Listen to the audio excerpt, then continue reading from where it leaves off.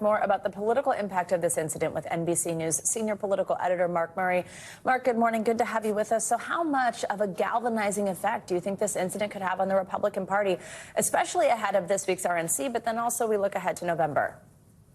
Yeah, Savannah, I think look at the short term. We've already actually seen President Biden talk about unity in his Oval Office address last night. The Democratic campaign ended up pulling down its ads temporarily in communications.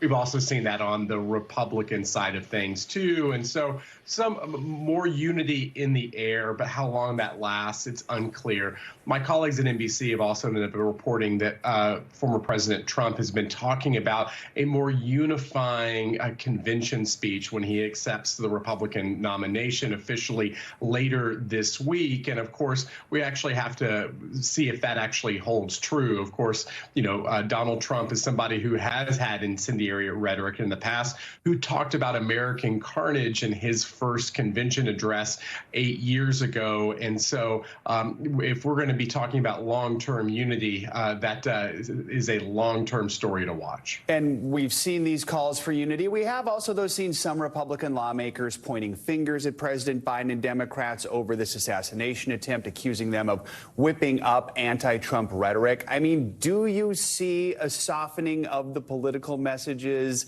at the convention this week and beyond that? And do you also think this is going to change just how the candidates campaign? Could we see fewer of these big outdoor public rallies?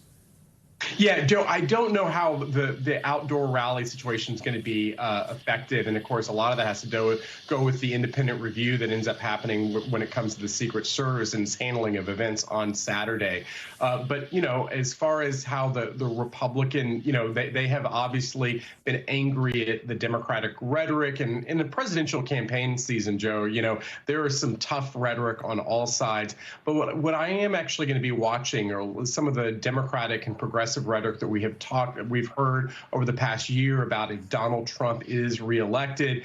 Democracy is at stake, that there is a potential fascist, authoritarian takeover, and whether Democrats continue to use that language after Saturday's events, to me, is an open question still.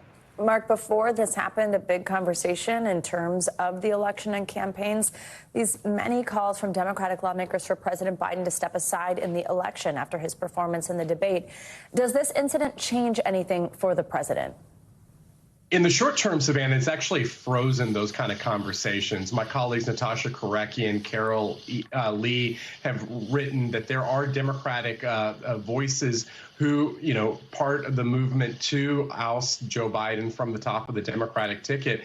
And it complicates things, at least in the short term, on that. The story automatically changed. We were talking about the debate, its aftermath, the Joe Biden news conference that he had, and then obviously the situation that we ended up seeing on Saturday playing out in Pennsylvania. That has now dominated the news, and Joe Biden and whether he remains on the top of the ticket has become a secondary story.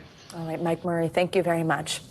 Thanks for watching. Stay updated about breaking news and top stories on the NBC News app or follow us on social media.